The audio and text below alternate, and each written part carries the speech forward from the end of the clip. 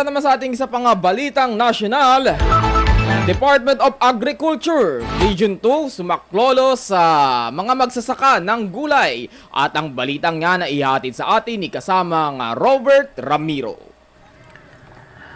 Sumaklolo ang Department of Agriculture, Region 2 sa mga magsasaka ng gulay sa Solano, Cagayan Valley at Nueva Vizcaya para tulungan ang mga ito na maibenta ang kanilang produktong gulay sa Kalakhang, Maynila at karatig na rehiyon. Tinatayang umaabot sa 14,000 kilo ng iba't ibang klase ng gulay ang na-deliver at binili ng Quezon City Government at ng Kadiwa Centers ng Pangulo sa iba't ibang dako.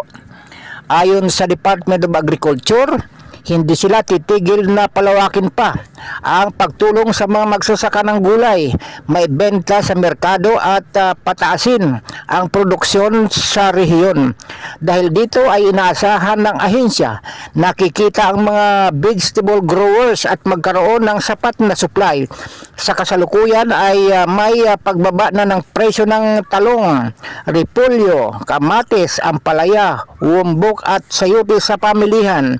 Mula sa Metro Manila, Don Robert Ramiro nag-uulat para sa Bigwas News Philippines, lingkod ng katotohanan.